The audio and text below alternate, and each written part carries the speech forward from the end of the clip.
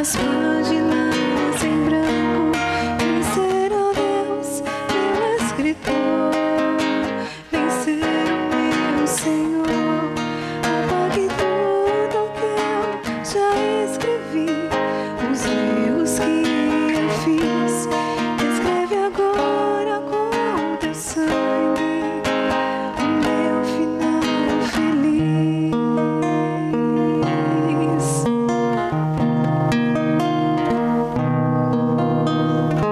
Um rabisco eu sou à espera de escritor, juntando versos tão vazios, formando uma história de amor. Não quero mais, Senhor, ser personagem e autor.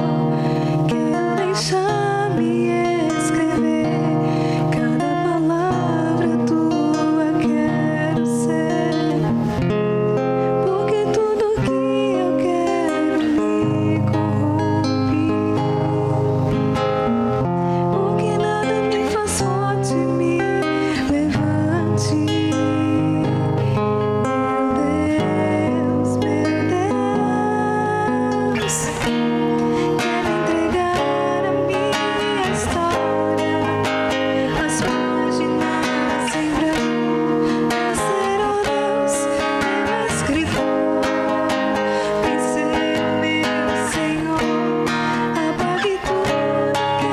que eu já escrevi. Os erros que eu fiz. Escreve agora com teu sangue o meu final feliz. Para que quando eu leia teu amor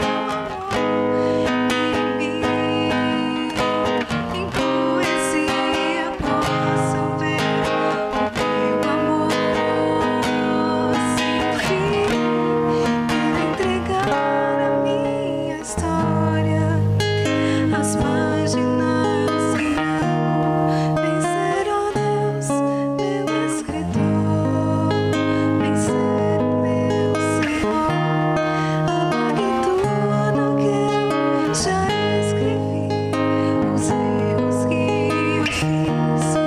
Escreve agora com teu sangue o meu final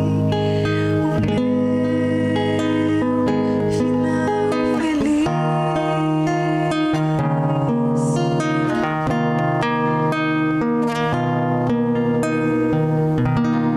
Amém.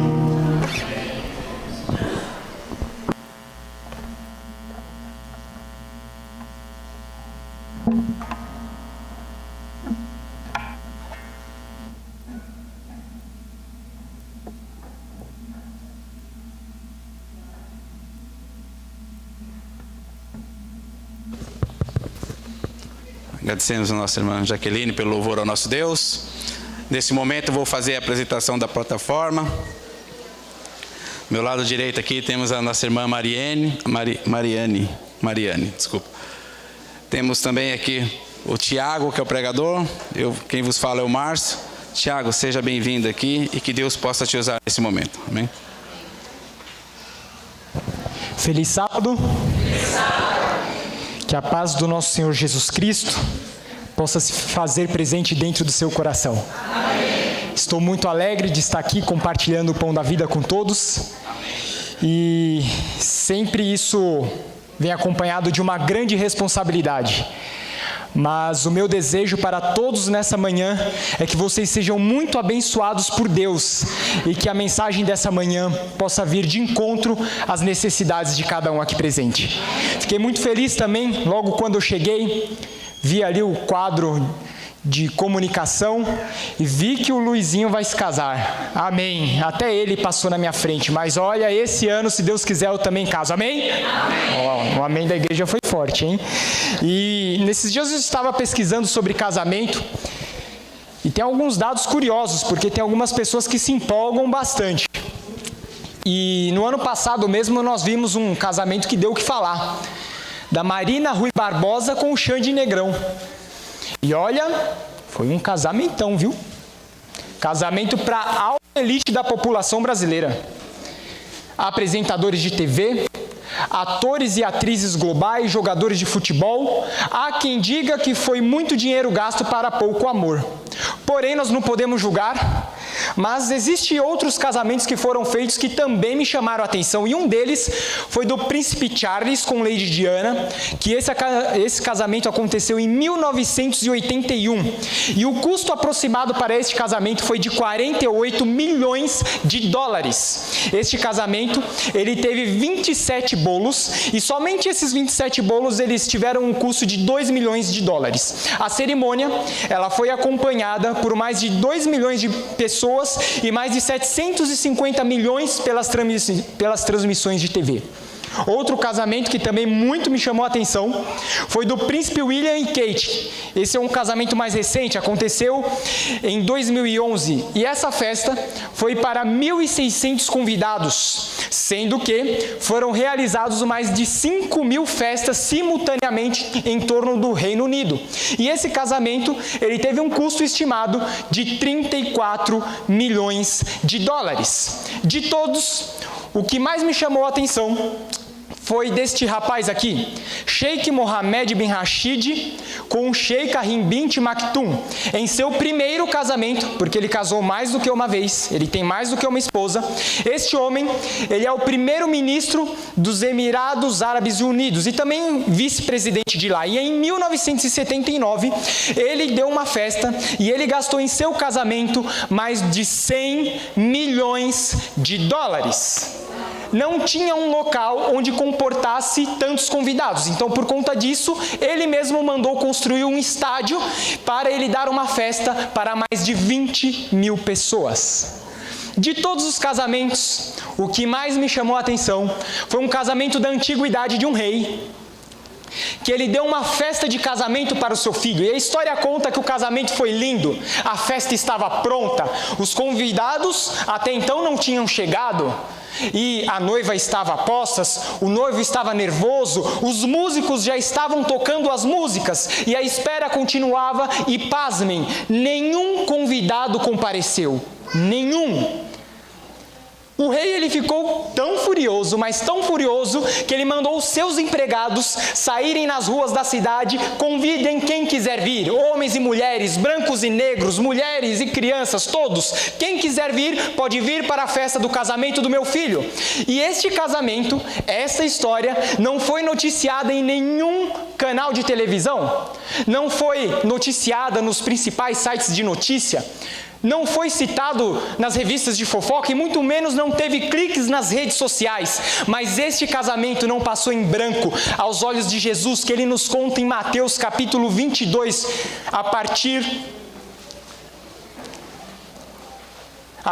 do verso 1. Abra sua Bíblia junto comigo em Mateus capítulo 22, a partir do verso 1.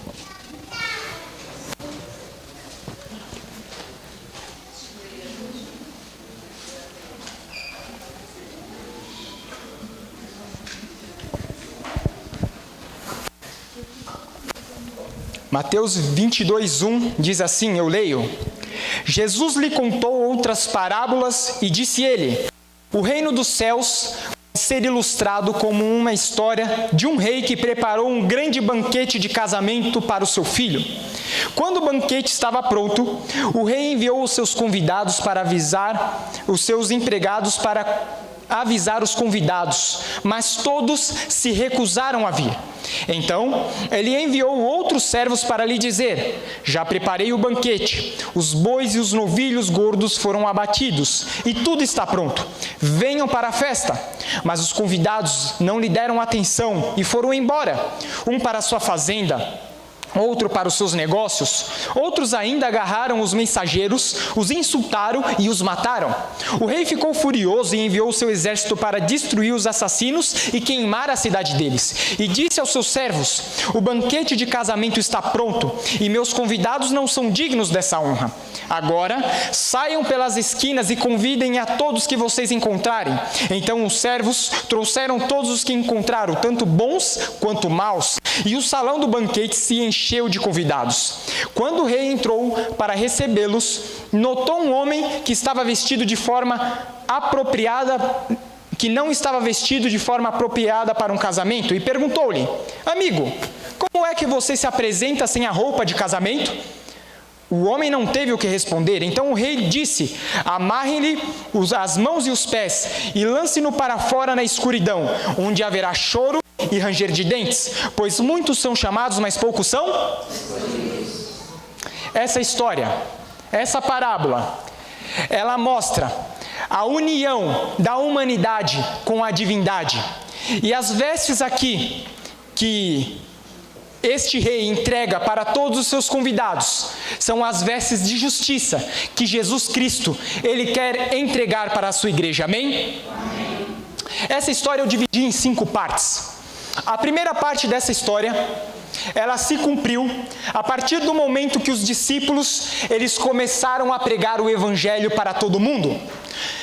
E este convite de casamento primeiramente foi feito para o povo judeu. O povo judeu havia sido escolhido por Deus para falar da mensagem dele para toda a humanidade. E ali, quando Jesus ele veio à terra, seus discípulos pregaram sobre isso, Jesus também pregou sobre isso, mas eles rejeitaram o noivo. Eles não quiseram saber de Jesus, eles rejeitaram o convite de casamento.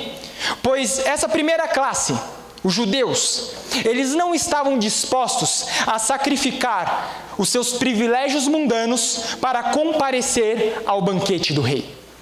O segundo convite, semelhantemente, foi feito ao mesmo grupo de pessoas. O rei nessa parábola, ele primeiro faz um convite: diga para todos que está tudo pronto, já está tudo no esquema para o casamento acontecer. E o povo primeiramente recusa, os convidados não querem ir. Mas pela segunda vez foi diferente. Os judeus não só recusaram ir nesta festa de casamento, quanto também eles mataram os seus mensageiros. E eles ficaram tão encolerizados com o pronunciamento de salvação para toda a humanidade, que eles mataram os mensageiros e os profetas. E nós vemos isso como selamento dessa rejeição deste convite, quando os judeus, eles apedrejam Estevão no ano 34 depois de Cristo. Por 2 vezes, eles rejeitaram ao convite de casamento. Jesus Cristo, antes de morrer, ele havia orientado seus discípulos: ide primeiro as ovelhas perdidas da casa de Israel. O evangelho deveria ser primeiro pregado dentro de casa, mas eles rejeitaram, eles não quiseram, eles não queriam saber dos ensinamentos de Jesus, eles eram egoístas com a mensagem que eles possuíam, e eles não queriam dividir a posse das bênçãos com outro povo, se não fossem eles mesmos. Eles somente queriam ser os possessores das bênçãos de Deus, para ser os favoritos de Deus para este planeta. Eles não queriam dividir a mensagem, por isso eles rejeitaram os 2 convites de casamento. A terceira parte dessa parábola, o cenário muda. O rei ele fica furioso e ele manda fazer o quê? Destruir a cidade dessas pessoas que rejeitaram ao convite de casamento. Essa parte da história, ela se cumpriu com a destruição de Jerusalém no ano 70 depois de Cristo. E eu quero contar alguns detalhes sobre a destruição de Jerusalém que talvez você não saiba, e você pode se pasmar assim como eu me pasmei, de quanta coisa ruim aconteceu com um povo que era escolhido de Deus, que deveria levar a salvação para a humanidade, mas por ter rejeitado o convite de casamento, sofreu gravíssimas consequências eternas que lhes tiraram a salvação. Flávio Joséfo, um grande historiador, Flávio Joséfo, ele viveu na época da destruição de Jerusalém. E ele fala que Tito, um imperador romano, ele reúne todas as suas forças armadas para atacar Jerusalém. Mas Tito, ele faz uma estratégia diferente. Ele não chega lá atacando, tocando terror, batendo em todo mundo, matando o pessoal, não. Ele chega e cerca primeiramente Jerusalém.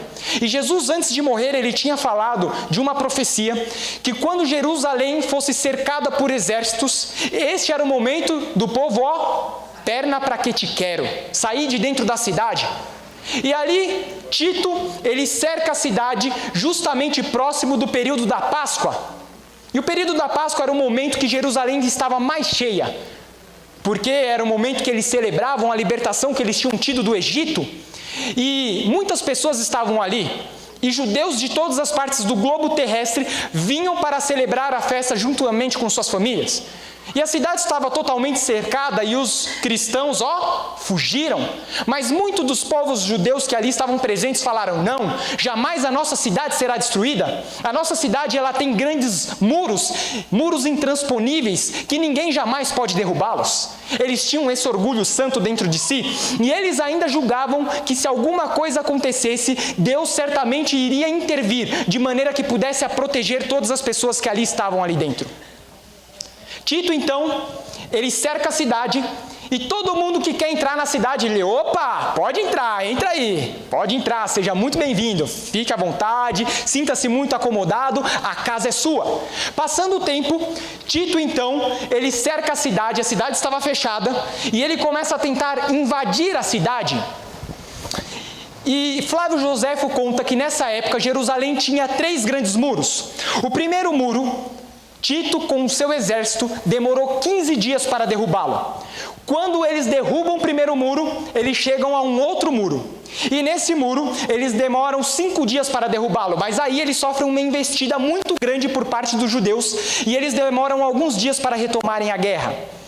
Porém, quando eles vão para derrubar o terceiro muro, eles percebem que ali tem uma dificuldade maior. Então eles mudam a estratégia. Nós não vamos mais derrubar o terceiro muro, mas nós vamos pular este terceiro muro.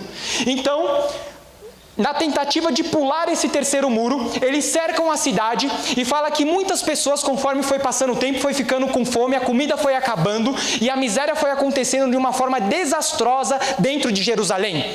E Flávio Joséfo conta que muitas das pessoas fugiam de Jerusalém com a tentativa de buscar comida em outros lugares. E quando eles fugiam, que eles pulavam o muro, os romanos estavam ali à espreita, esperando eles, e eles capturavam esses judeus e começaram a crucificar, um a um.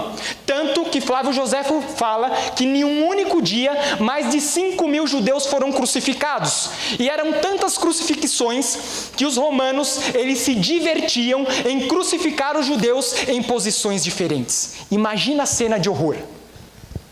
Imagina que cena! Então Tito disse: já que o povo não quer sair, agora não vai sair ninguém. Então ele muda a estratégia, ele constrói um muro em torno desse terceiro muro, e esse muro ele tem 8 quilômetros de extensão em torno de Jerusalém, e ele fez 14 torres de vigia, e pasmem, ele fez esse muro em 3 dias.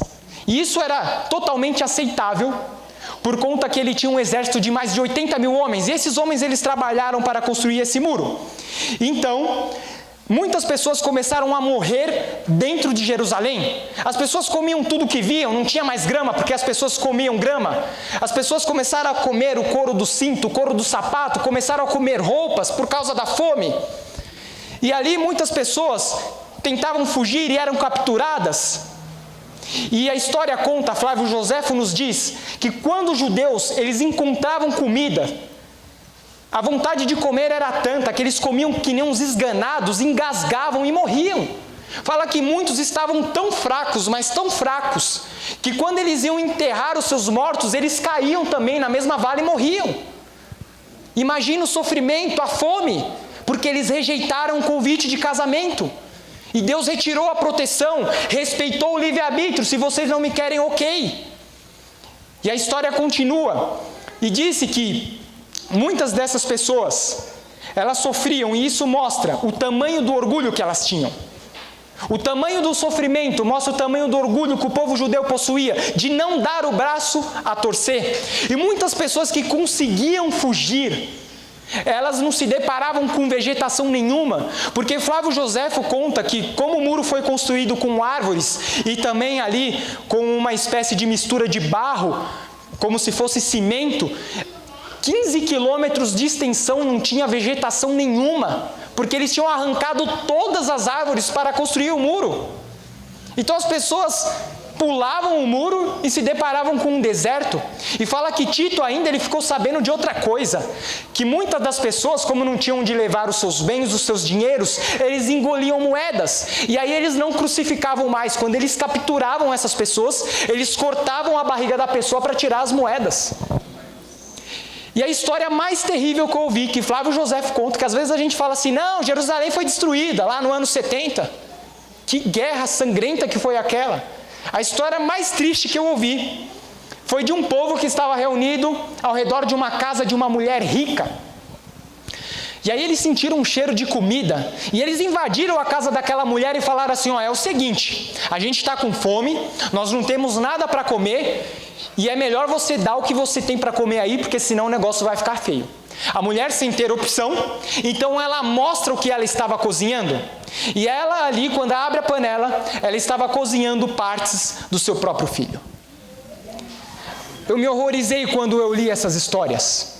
E eu não sei se você já ouviu história mais macabra do que essa. Se é para nascer. Mas aí você reflete, que povo é esse? Esse era o povo de Deus. Era o povo que Deus tinha escolhido, através de Abraão, para que eles pudessem ser uma bênção para todo mundo.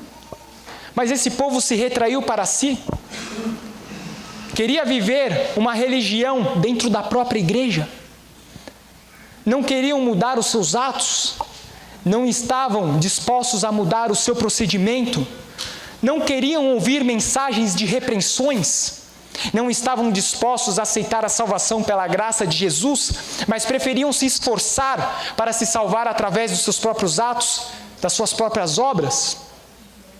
E por conta disso, muita desgraça sobreveio, por conta de suas próprias escolhas. A quarta parte da história.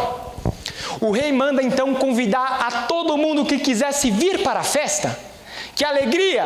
As pessoas que até então estavam ouvindo a notícia que haveria uma festa, agora tiveram a oportunidade de ir a essa festa. E essa parte da parábola, ela se cumpre quando o evangelho do reino é pregado não somente para judeus, mas também para gentios. Agora, Paulo estava reforçando que a salvação era pela graça, assim como no princípio, que Deus não estava olhando os nossos atos, as nossas obras, mas Ele estava a nos salvar pela sua graça, e que pela sua graça nós somos salvos, e que isso não é dom nosso, mas é dom de Deus. Que muito embora nós sejamos salvos pela graça, nós fazemos aquilo que é certo e obedecemos a Deus, porque isso faz parte da experiência daqueles que são salvos. Essa era a grande mensagem de salvação, de boas novas. E esse momento da parábola, ele se cumpre justamente quando o evangelho do reino é pregado não somente para judeus, mas também para os gentios. Mas é curioso que ao final dessa história, um homem comparece à festa, e ele não está vestido adequadamente. E eu me lembro que quando eu era menor, até hoje eu não sou tão chegado a festas de casamento. Hoje em dia eu vou mais, a Mari vai junto comigo, nós vamos. Mas eu lembro que quando eu era pequeno eu não queria ir num casamento nem pintado de ouro. Por quê? Porque eu não gostava de usar social. Eu tinha vergonha, e parece que quando você fica bem vestido pela primeira vez, parece que todo mundo te nota. Aí o povo fala, olha como você está bonitinho, parece que foi sua mãe que te arrumou, que gravatinha não sei o quê, olha, você deve se vestir agora sempre assim. Então eu não gostava de ir a festas de casamento porque todo mundo me notava, mas neste caso foi diferente. Esse homem, ele foi notado, não porque ele estava muito bonito, muito elegante, vestido a caráter, mas ele foi notado porque ele não estava vestido de forma apropriada para uma festa de casamento. Com desdém ele atendeu ao convite e foi para essa festa e não se importou em se trajar da forma correta para agradar e juntos ali regozijar pela festa do casamento do filho do rei. E aquele rei, Ellen White nos conta que ele havia provido a cada um dos seus convidados com as roupas de casamento. Imaginem as mulheres que gostam de prezar pela beleza e pelas arrumações, ir com vestidos caros, vestidos belos para um casamento, escolhido a dedo, e que agora vocês foram favorecidas. Geralmente o homem é mais desleixado, o primeiro terno que vê pega, a gravata às vezes não combina, e aí fica uma bagunça total. A Mari tá rindo que ela disse que a minha gravata não combinou com a camisa. Ela disse que falta eu casar para tudo sair nos termos corretos e eu ficar bem vestido. Mas foi isso que aconteceu, e Ellen White nos conta sobre o que representa este homem que não estava vestido de forma apropriada. No livro Parábolas de Jesus, capítulo 24, página 168. O homem que foi à ceia sem a veste de bodas, representa a condição de muitos hoje em dia. Professam ser cristão e reclamam as bênçãos e privilégios do Evangelho. Contudo, não sentem a necessidade de transformação de caráter. Nunca sentiram o verdadeiro arrependimento dos pecados e não reconhecem a necessidade de Cristo. Nem exercem a fé nele. Não venceram as suas inclinações para a injustiça, herdadas e cultivadas. Contudo, pensam ser bastante bons em si mesmos e confiam em seus próprios méritos, em vez nos méritos de Cristo. Como ouvintes da palavra, vão ao banquete, mas não tomaram a veste de justiça de Cristo. Este homem, ele representa a todas as pessoas que recebem um chamado de Deus para o arrependimento, mas são resistentes a ter uma mudança de vida. Nós estamos passando por um juízo investigativo, onde que todos os dias os nossos casos estão sendo investigados, e Deus ele tem nos defendido perante o Pai, mas haverá um momento que a porta da graça será fechada, e não haverá mais chance de salvação, e o dia da salvação não é hoje, o dia da salvação é agora, o dia da mudança deve ser para ontem. E hoje Deus ele está distribuindo as suas vestes, o seu caráter puro e imaculado para cada irmão desta igreja, para que vocês possam mudar os seus atos, vocês possam mudar o seu procedimento de vida, vocês possam mudar a sua rotina espiritual, vocês possam ter totalmente uma reforma e um reavivamento de sua vida, de maneira que você sinta o mesmo amor como no princípio, quando você veio para a casa de Deus. Deus ele está disponibilizando as suas vestes para que você venha a ser bem vestido e não venha a ser envergonhado pelo diabo, amém? Amém. Deus ele amplia esse assunto no livro de Apocalipse capítulo 3. Abra comigo a sua Bíblia. No livro de Apocalipse capítulo 3, nós leremos a partir do versículo 15.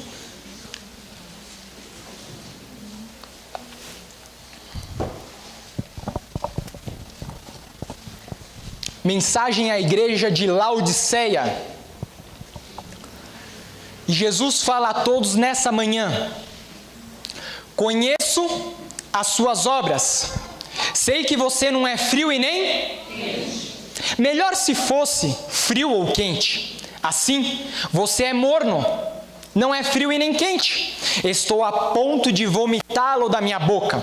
Você diz: estou rico, adquirir riquezas e não preciso de nada. Não reconhece, porém, miserável, digno de compaixão, pobre, cego e que está nu. Dou este conselho: compre de mim ouro refinado no fogo e você se tornará rico. Compre roupas brancas e vista-se para cobrir a sua vergonhosa nudez. E compre colírio para ungir os seus olhos e poder enxergar. Repreendo e disciplino aqueles que o amam. Por isso, seja diligente e arrependa-se. Muitas vezes nós, como igreja, por fazermos o feijão com arroz, ler um pouco da Bíblia, ler o capítulo do Reavivados por Sua Palavra no celular, estudar a lição da escola sabatina, muitas vezes por conta dessas coisas, nós nos achamos muito bons. Nós nos achamos que nós somos ricos, que nós somos possessores das verdades, que nós seremos salvos.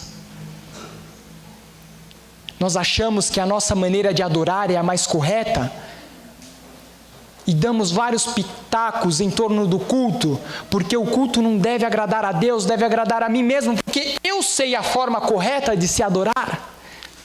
E muitas vezes criticamos os outros irmãos, muitas vezes não enxergamos a nossa própria pecaminosidade e dizemos: estamos ricos, não precisamos de nada, estamos bem assim, Deus me salvou, estou salvo pelo sangue de Cristo. Mas Jesus responde: você é miserável, pobre, cego e está nu. Mas este mesmo Jesus, que dá um puxão de orelha, ele também dá a válvula de escape para a salvação. Esse Jesus que puxa a nossa orelha nesta manhã, um puxão de orelha que nem um pai amoroso, ele te dá um conselho no versículo 18, e ele diz: compre de mim ouro refinado no fogo. Jesus, ele quer refinar a sua vida. Jesus, ele quer te fazer de uma pedra bruta, de uma pedra lapidada, uma pedra de ouro, uma pedra de grande valor. Deus, Ele quer olhar para essa pedra lapidada que brilha e refletir a sua própria imagem. Deus hoje, Ele está te entregando o verdadeiro ouro espiritual para que você se torne rico espiritualmente, amém? Deus também, neste mesmo versículo, Ele fala que Ele quer que você compre roupas brancas e vista-se para cobrir a sua vergonhosa nudez. Muitas vezes nós estamos perante o mundo envergonhados pela nossa nudez. Lembramos dos pecados do passado. Satanás constantemente joga na nossa cara aquilo que nós fizemos de errado, e por conta dos nossos atos passados, não conseguimos ter uma vida de sucesso no presente e nem com perspectivas boas para o futuro. E muitas vezes nos envergonhamos, mas Jesus hoje, Ele está querendo te dar vestes brancas para que você possa cobrir a sua nudez e não ser envergonhado, amém? Jesus hoje, Ele está te entregando vestes para que você seja semelhante ao caráter de Cristo, para que você esteja bem vestido a caráter para a festa, que Jesus, Ele quer dar um banquete lá no céu, para que todos nós possamos nos alegrar e nos regozijar. Jesus também, Ele está te dando colírio, e no final do versículo ele fala: e compre colírio para ungir os seus olhos e poder enxergar. Nós estamos cegos espiritualmente, não conseguimos enxergar um palmo à nossa frente, só enxergamos a vida dos outros, os pecados dos outros, não enxergamos a nossa própria pecaminosidade, e Deus está te concedendo um colírio para que você possa enxergar a si mesmo, para que você possa fazer um exame espiritual profundo, para que você possa mudar os seus atos, a sua vida, o seu procedimento, e ser uma nova criatura e mais do que vencedor. Jesus, Ele te entrega o colírio dele hoje, para que você possa enxergar com os olhos espirituais as pessoas que necessitam de ajuda, que você possa enxergar aquelas pessoas que necessitam de uma palavra de esperança. Jesus hoje, Ele quer te dar um colírio, para que com os olhos espirituais você possa ajudar o irmão que está fraco na fé, que você possa enxergar a defasagem da igreja, e onde você pode aplicar os seus dons e talentos para o crescimento do corpo de Cristo. Jesus hoje, Ele te entrega um colírio, para que você possa enxergar espiritualmente da maneira como Jesus quer que você enxergue. No verso 19, Jesus, Ele fala que Ele somente repreende e Ele disciplina aqueles que Ele ama. Você está passando por provas? Está passando por dificuldades, aflições? Acha que Deus te esqueceu? Não. Jesus somente repreende e disciplina aqueles que Ele ama. Porque Jesus, Ele quer moldar o seu caráter, quer moldar o seu ser. Jesus, Ele quer naquele grande dia que você toque nas marcas dEle das mãos, e que vocês se abracem e chorem juntos, e você agradeça a Deus por Ele ter enviado o seu Filho para morrer e dar a salvação a você. É esse o desejo de Jesus para todos nesta manhã. E no verso 20... João termina escrevendo o que Jesus disse: eis que estou à porta e bato. Se alguém ouvir a minha voz e abrir a porta, entrarei e cearei com ele e ele comigo. Amém. Jesus hoje, Ele bate a porta do seu coração. Jesus hoje, Ele me enviou aqui para dizer que você precisa de mudança. Chega de uma vida espiritual mesquinha, irmãos. Chega do feijão com arroz. Tem gente nesse mundo que sofre, e muitas vezes nós estamos numa condição muito melhor do que muita gente por aí. E só sabemos reclamar, blasfemar. Queremos muitas bênçãos e oramos pouco. Por irmos na igreja 1, 2 vezes na semana, achamos que somos pouco abençoados. Mas Deus, Ele quer reformular a sua visão de cristianismo. Deus, Ele quer abalar as suas estruturas, porque Jesus está muito próximo de voltar, e muitos são chamados, mas poucos são escolhidos, e hoje Deus escolheu você para a salvação. Deus escolheu você para que você seja diferente. Deus hoje, Ele escolhe você para que você possa ser reavivado pela sua palavra, para que você possa comer do pão que desceu do céu, um pão espiritual, para que você jamais tenha fome. Jesus hoje, Ele te entrega água para que você beba e se sacie e jamais tenha sede, e que você possa ser um adorador que adora a Deus em espírito e em verdade. Jesus hoje, Ele procura pessoas que estão com os corações contritos, pessoas que estão se humilhando aos seus pés, e aquelas pessoas que forem aos pés de Jesus da maneira como estão, de maneira nenhuma, Jesus as lançará fora. Um dia, o Filho do Homem irá voltar. Um dia, todo o sofrimento irá acabar. Um dia, nós veremos um brilho no céu, do tamanho de uma palma de uma mão de um homem. E esse brilho vai aumentando, aumentando. E Jesus, Ele vai vir nessa terra com poder e grande glória para te buscar. Esteja preparado para o grande banquete de casamento. Esteja preparado para a grande festa. Jesus, Ele quer que você esteja lá. Isso só depende de você. Só depende da sua escolha. Só depende da sua decisão.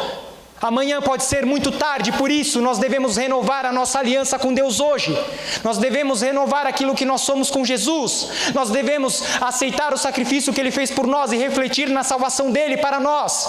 E quando nós fizermos isso, não importa o quão fraco você esteja, não importa quantas vezes você tenha caído, o diabo e as potestades malignas vão temer, porque você vai se entregar a Jesus. Amém? Amém.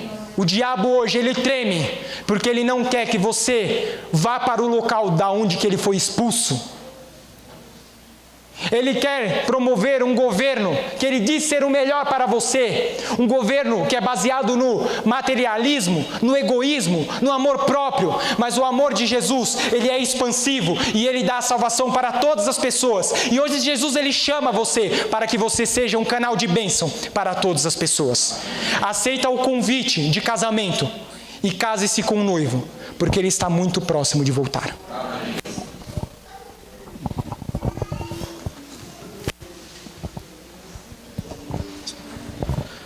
E nesse momento, ouviremos mais um louvor com a nossa irmã Jaqueline.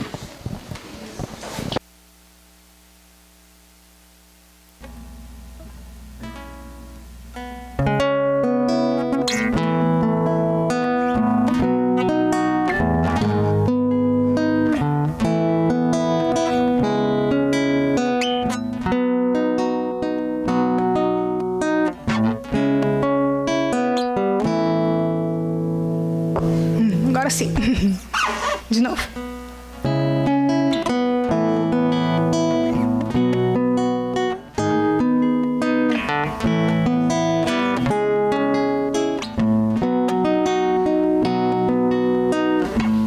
Almejo o dia em que verei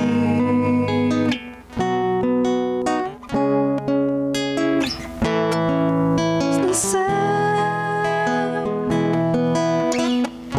E essa luz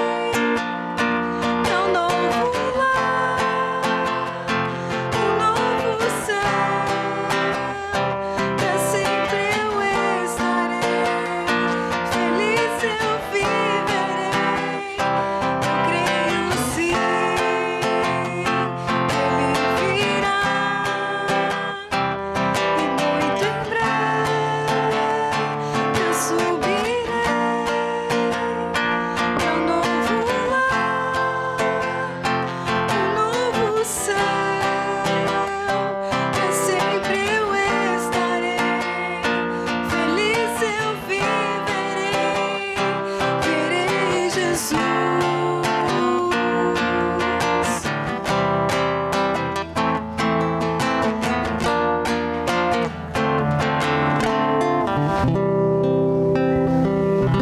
Amém. A esperança que arde em nossos corações nessa manhã, ó Pai, é de vermos o Senhor nas nuvens do céu, retornando para nos salvar. Obrigado, ó Pai, porque hoje houve salvação nessa casa. Obrigado, ó Pai, porque hoje essa igreja está disposta a receber as vestes, ó Pai, de glória que o Senhor quer entregar para cada um de nós. Nos ajude, ó Pai, a termos olhos espirituais para enxergar aquilo que o Senhor deseja. Nos ajude, ó Pai, a sermos ricos espiritualmente. Batiza-nos, ó Pai, com o poder do Teu Santo Espírito, para que possamos cumprir com a Tua vontade e nos exultar em Sua salvação. É isso que nós pedimos e agradecemos. Em nome de Jesus. Amém. Olá, sejam todos bem-vindos à Igreja Adventista do Sétimo Dia de Vila Brasilândia. Neste momento vamos mostrar como é simples nos encontrar e seguir nas redes sociais para ficar por dentro de nossas programações. Primeiro passo, veja se você já está conectado com sua conta no YouTube. Segundo passo, com a página do YouTube aberta, basta pesquisar por IASD Vila Brasilândia. Na pesquisa irá aparecer nosso canal e alguns vídeos que já publicamos anteriormente. Clique no link com o nome da igreja e em seguida em inscrever-se, que está em vermelho. E, se quiser receber as notificações dos novos vídeos publicados, basta clicar no sininho e marcar a opção enviar para mim todas as notificações deste canal. Quando já estiver com sua conta no Facebook, basta pesquisar pela Igreja de Vila Brasilândia, IASD Vila Brasilândia. Quando a página aparecer, basta clicar em curtir.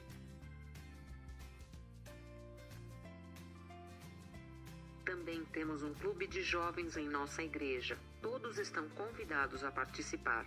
Quem quiser saber mais sobre nosso clube de jovens e suas programações, basta pesquisar no Facebook por Oficina dos Ceifadores e curtir a página.